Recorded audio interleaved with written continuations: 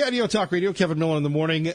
Always great to have our political insider from Strategies 360, our great friend Philip Hardy joining us. Phil Hardy, in from Washington, D.C. Good to have you with us. Good morning, Kevin. Great to be here. You know, what's it like to come back from the swamp? Well, to be honest with you, the swamp is pretty quiet right now, obviously. Most all the members are home campaigning. Their staff usually to camps. D.C. and also takes time off to volunteer for their boss. And this year, more than ever, that's happening. There's so many seats in play. So D.C.'s pretty quiet right now. Indeed. But what's it like for you? You've been to the White House. You continue to work at the high level. You worked for the president when he was a candidate. What's it like for those of us that have never been and probably never will be there? Well, I'll tell you what was really amazing was being there during the Kavanaugh confirmation process. That riveted that town like nothing that I can imagine in my time. It was something else to be not a part of, but a witness to. And it amped everyone up to such a high level that I think that the swamp needed the time to cool off. And the hot weather departed just as I left. I mean, it was still 80 degrees out there 2 weeks ago. Wow. It was awful.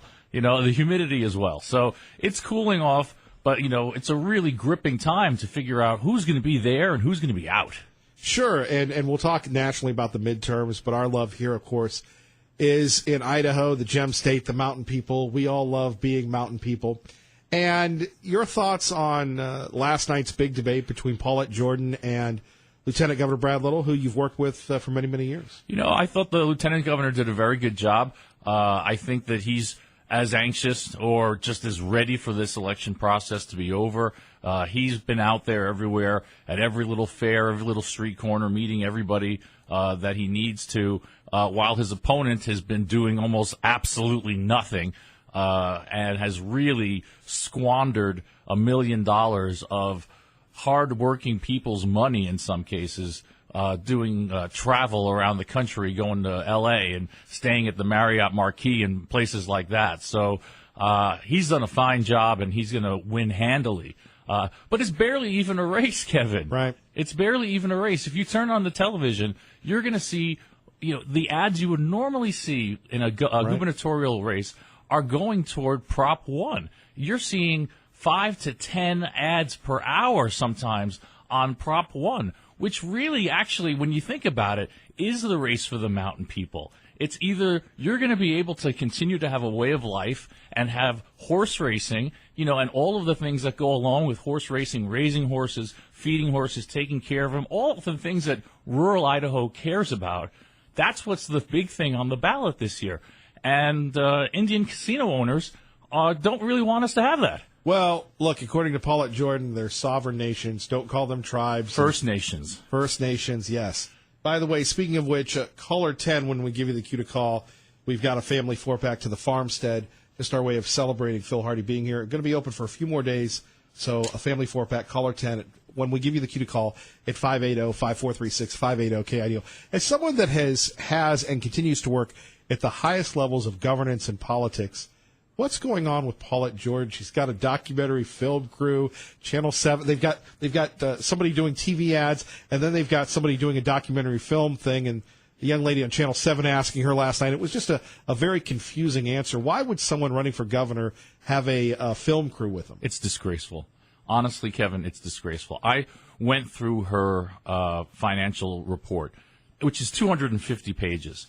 And I couldn't find where the money was going in voter engagement, right? Right. So there's yard signs, and yard signs, they don't vote, you know, and there's some digital, but all the money has been spent on things that you're talking about, photo sessions, traveling, photo crews. You know, this isn't how you run for governor and expect to win. I don't think she ever expected to win, and she's just living like a rock star for the last year. Well, I'll tell you, she came into our building. And she was interviewed by the FM Ha-Has. And it didn't even make the air. The interview was so bad. But she had an entourage of, I'm not kidding, 6 people in here. 6 people. And I'm going, so different from Brad Little, so different from anybody who's been elected in Idaho. Well, sure. And I think one of the things you might have seen come out is, she spent something, tens of thousands on hotel bills, and Brad Little has spent something like $121 on hotel bills. He goes around the state and he stays with people that he knows as supporters and friends. Paulette Jordan can do the same thing. The big winners here are like the Grove Hotel, who got something like $10,000. It's really it's shocking and it's disappointing. I'm not expecting or wanting a Democrat to win, but there's something to be said for a viable two-party, a form of government. And so many people put their trust and respect into this candidate as someone who could do something different. And she's just absolutely blown that opportunity completely. What do you make of just this whole thing where she's talking about the media and attacking the media? I don't know if you've heard that. Sure. It's owned by Republican men. It's crazy. It's literal. She's just making it up as she goes along. And unfortunately, there are a lot of people who are going to support her anyway. They're going to vote for her anyway. And as we know, Democrats generally get 33% of the vote in this state. She had a real opportunity to get into a bit more than that, to engage young voters, new voters, get new people to vote. And I don't think that she's been able to do that. If you don't run ads, if you don't get out there, no one's going to know. There's no commitment. Phil Hardy joining us, Strategies 360. Kevin Miller here, KIDO Talk Radio. I go back to A.J. Belukov, a good man who, look, he gave Governor Otter a run and would have had the money, the resources, and the efforts. The other day, Fit One was here. Everybody's running, so I'm out there waving everybody on as they run. And who's out there running? A.J. Belukov. You got to wonder if A.J. had won, what this race would have been. Well, I think that it would have elevated the race. There would have been, real conversation and discourse on policy, and it would have been a very civil race. I still don't think A.J. would have won. I think that A.J.'s not the best candidate in the world.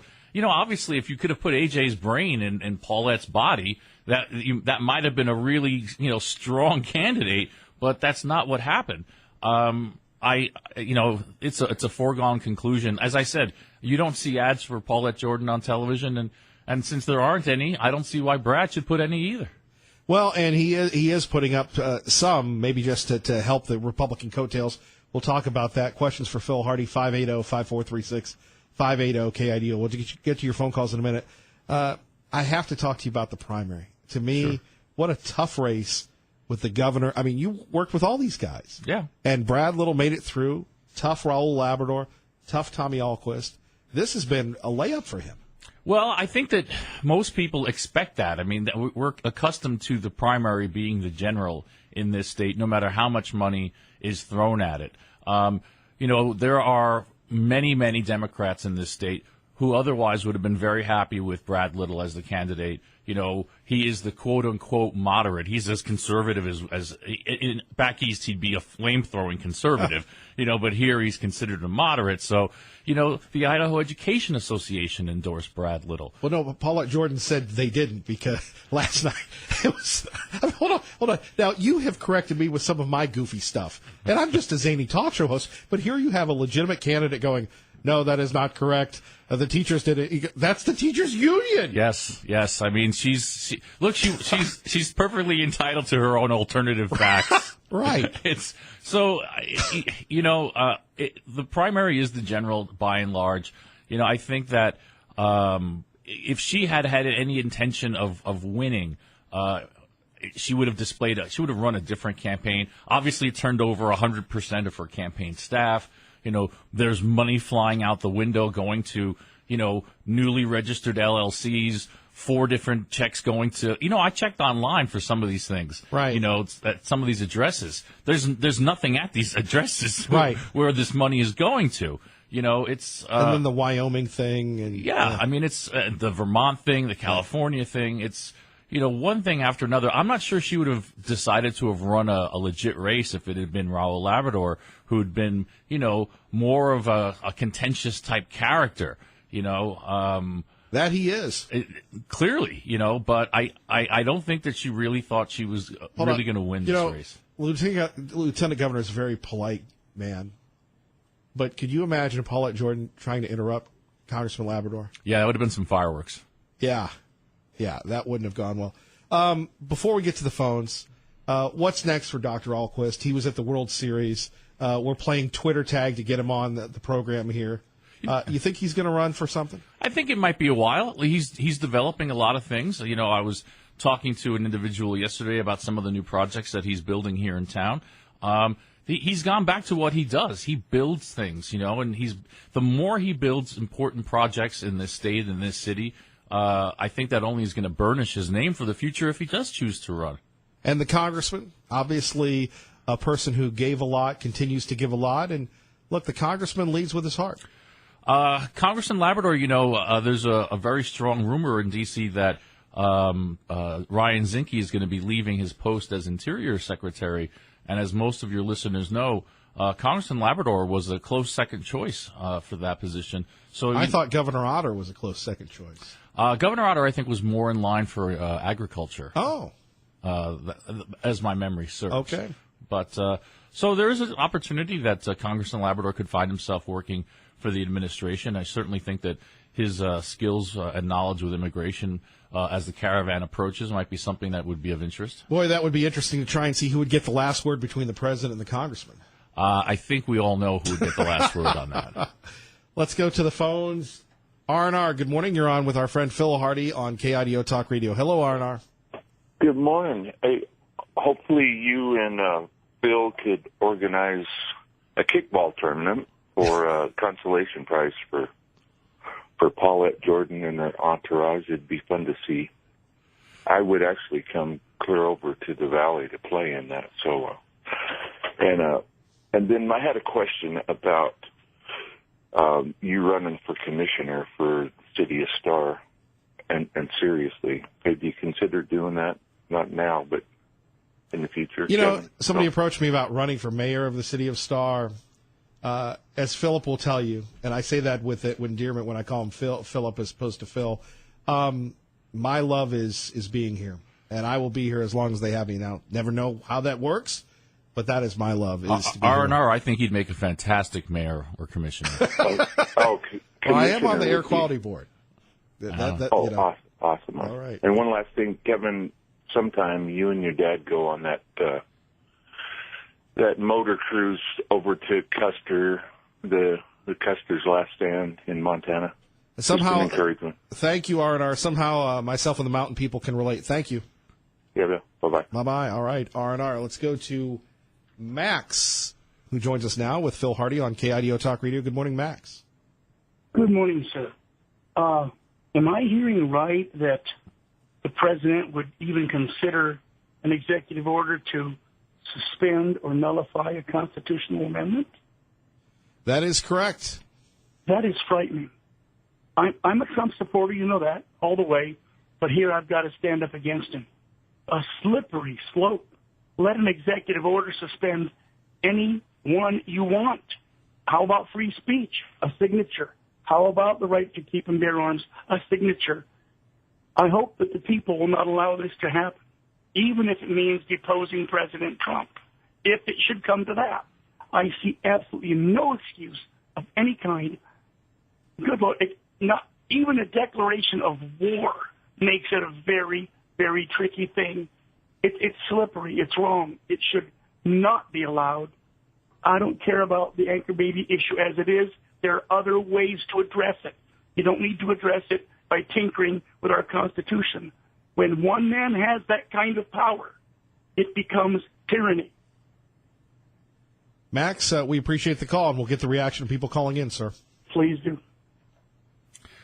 Yeah, frankly, I don't think it's possible for a president to write an executive order to nullify a provision of the Constitution. Do you think he just says things to get reaction sometimes? I think he does, honestly.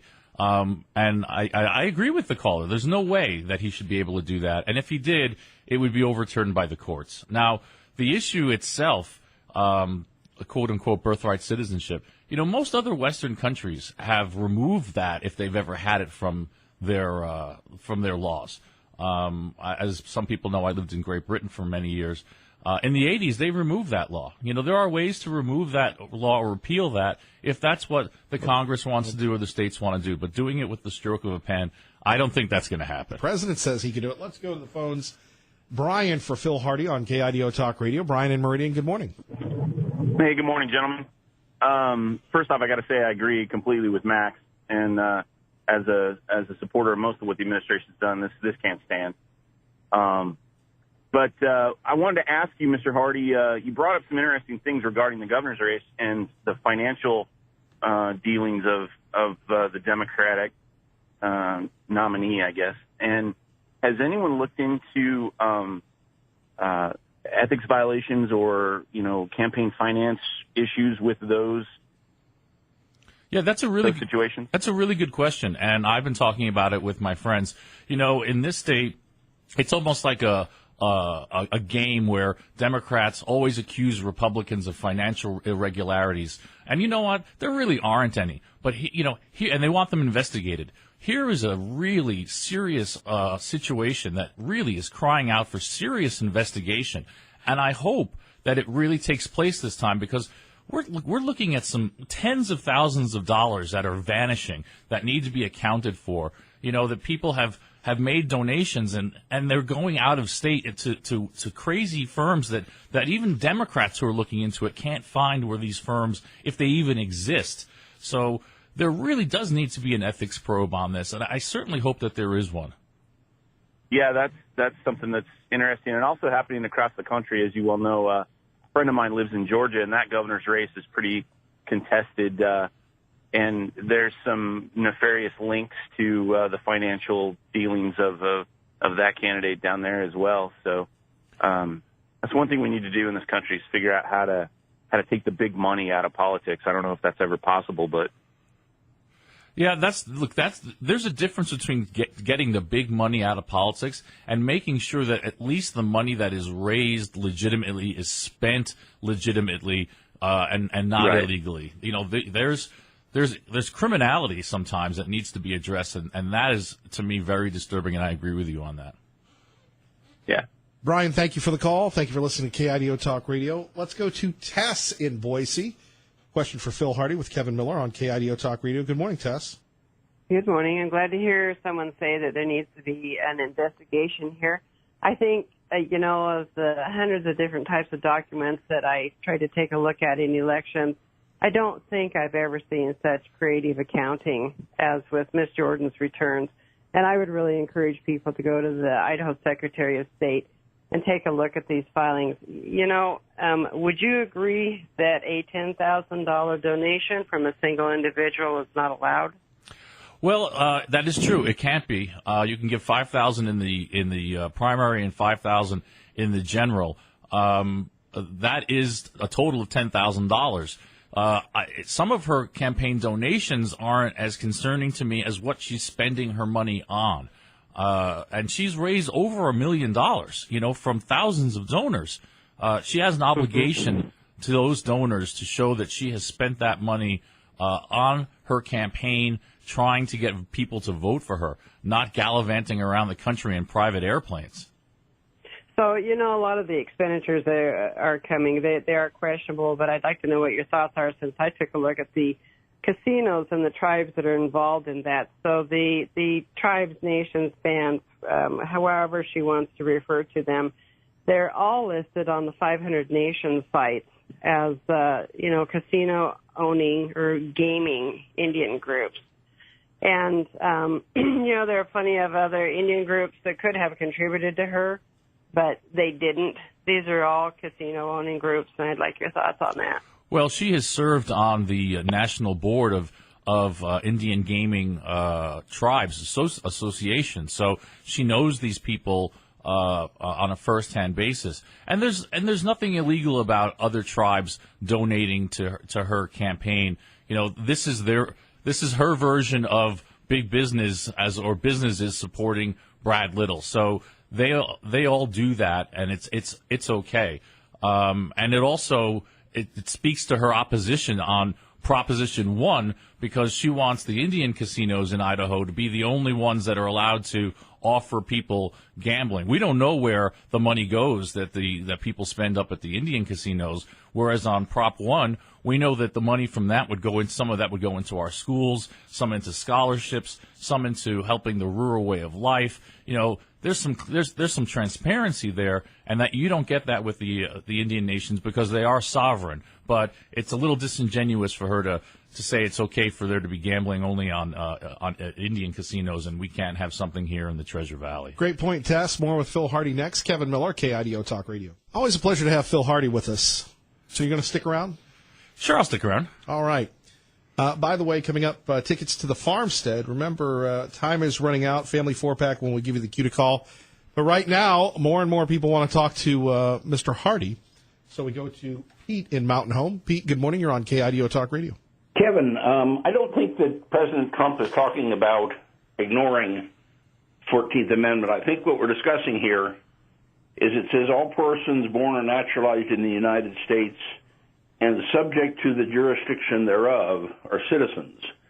And we haven't really got a firm definition of what the subject to the jurisdictions thereof means. And Trump, I think, is talking about addressing that, but I would also like to point out Section 5 of that amendment at the very end, and I know that you have your copy of the Constitution right there. I do. Phil? The Congress shall have the power to enforce by appropriate legislation the provisions of this article.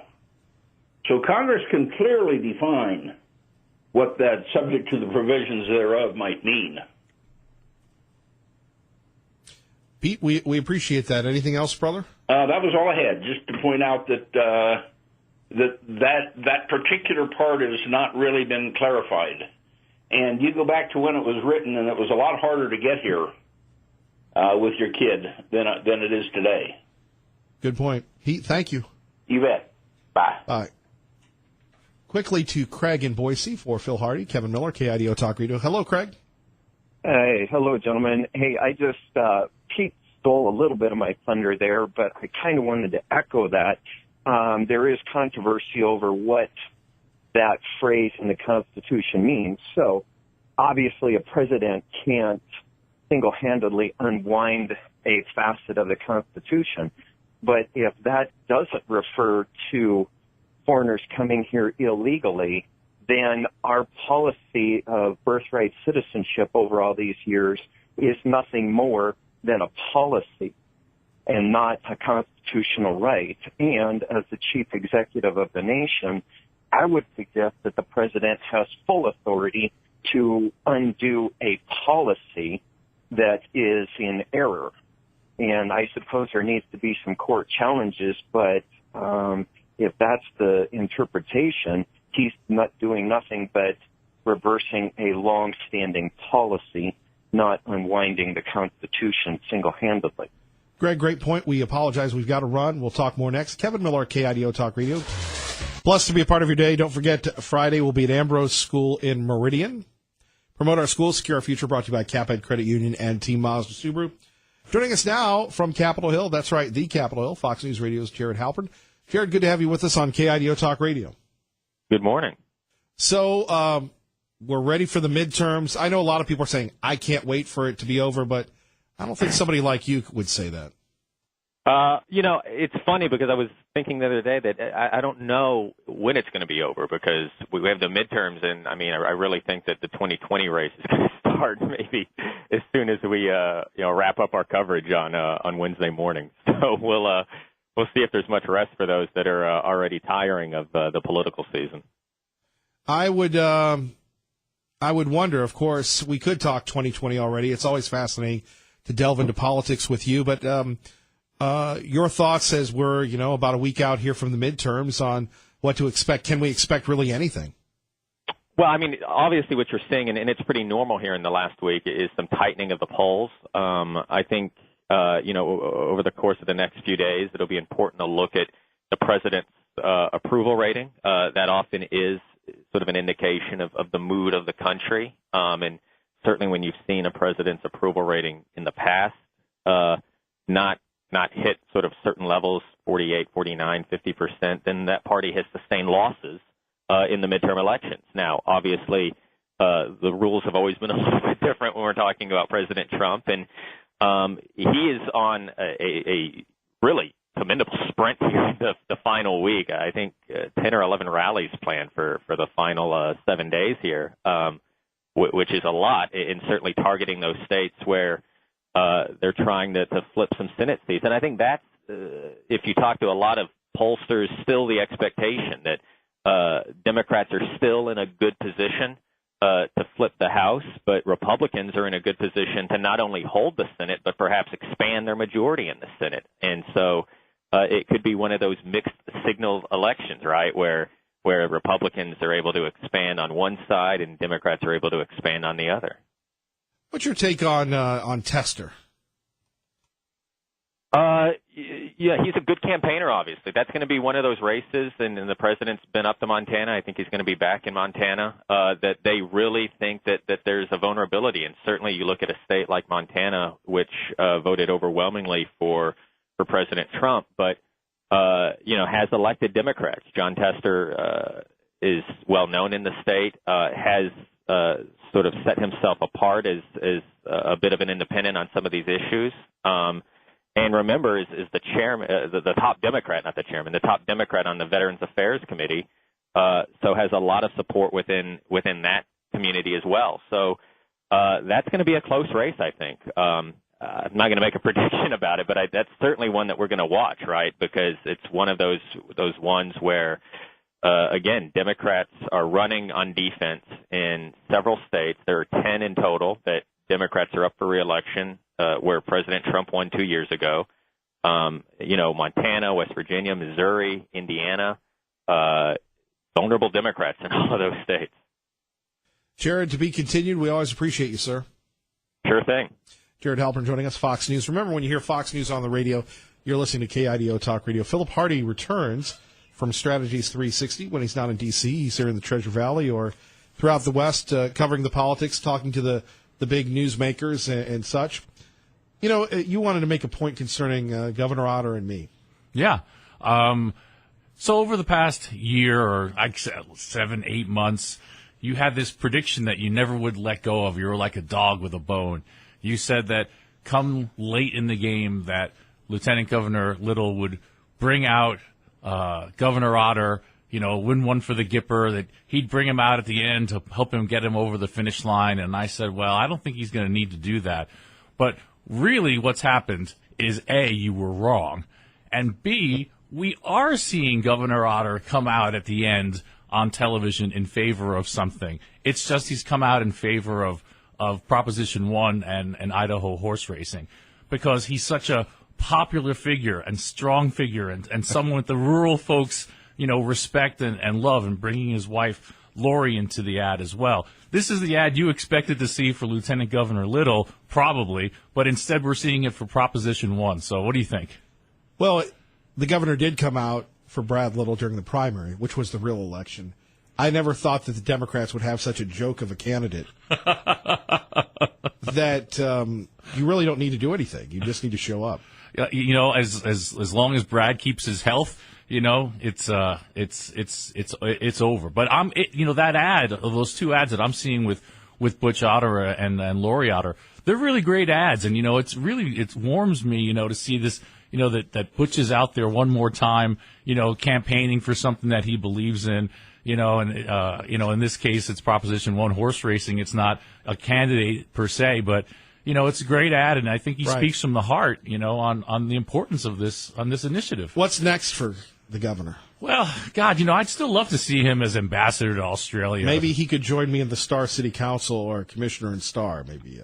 I wouldn't be surprised. He's a humble kind of guy. He is. He could go down to that level and still want to do a good job. But come on, would you love not seeing him in Australia? He'd be such a hit. I know a lot of conservatives would love to see him in Australia.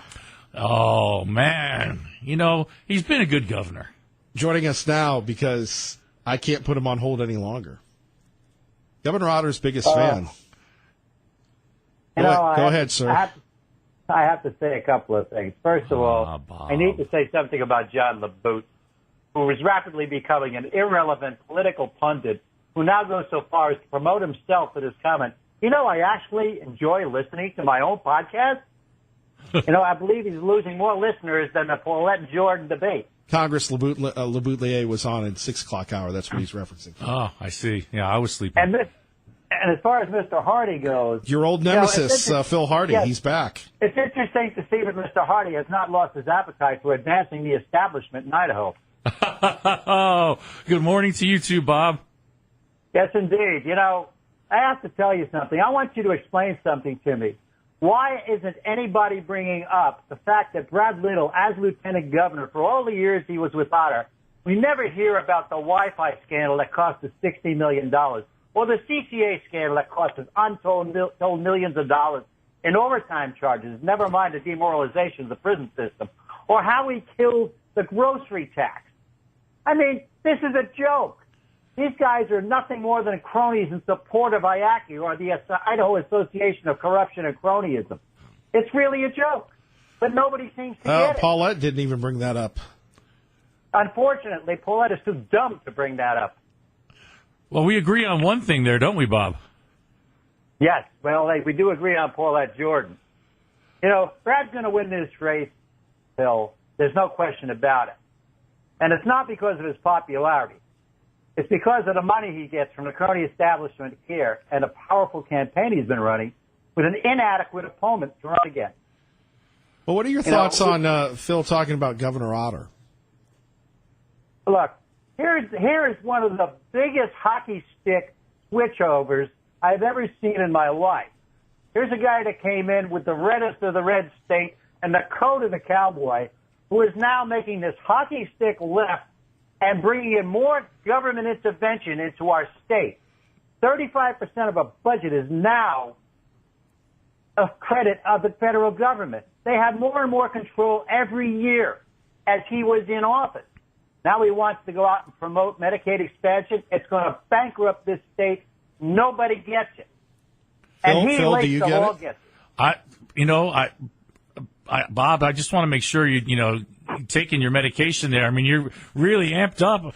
I'm worried about just keep your blood pressure in check for me. You're the one who needs the medication being in Washington. That's where all the problems are. Well, you know what? We agree again there. That's for sure. It's a little stressful out there sometimes. It is. And, I get just so frustrated because we allowed the establishment to take over here many years ago. And nobody's been able to wrestle control back. It's got to happen at some point, and I certainly hope it happens after we have this smell test with what I call the Little Otter rage. Well, I respect where you're coming from. You've missed Tea Party Bob, haven't you? I do miss Bob. I mean, I think he's very intelligent. And he's on point for the points that he's on. However, I believe that Governor Little is going to be, a very ethical, fair, and a thoughtful governor. Much in the mode as previous governors of Idaho. I think he'll do us proud, and I think you'll be happy with him too, Bob. I mean, listen. I used to believe in a tooth fairy.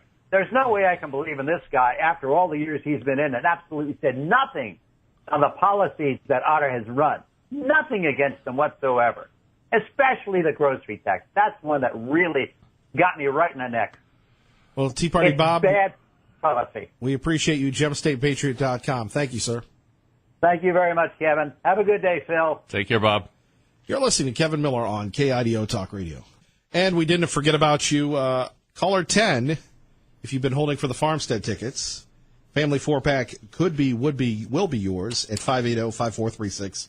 580-KIDO. Our great friend Phil Hardy joining us. We haven't talked about some of the other races. You pointed this out to me, and we've been talking a little bit about it this morning. You've got the IEA funding ads against Sherry Ibarra. What does that mean? Well, it means that I think there's a very good chance that Sherry's going to lose this race. She has not been a very good fundraiser. She hasn't had any interest really in raising money, so therefore she has no ability to get her message out. And the IEA is running quite a lot of ads, negative ads against her. They're not supporting the opponent. They're just they're dragging Sherry down. And I think that's the one race you're going to see that could literally change hands and go into Democrat hands in Idaho. What about the lieutenant governor's race? Yeah, that's an easy win for Janice McGeachin. What does that say? You're going to have Brad Little as governor, Janice McGeachin as lieutenant governor. How will they work together? I think they're going to have to find a way to work together. Otherwise, literally, the governor could just ice her out. I think some of your people might remember when Jim Risch was lieutenant governor and under Governor Otter. There wasn't very much for him to do. The two of them at that time did not see eye to eye, and really, there's not a lot of responsibilities under the Constitution for the role of the lieutenant governor. You preside over the Senate if you want, and you are the governor when the governor leaves the state.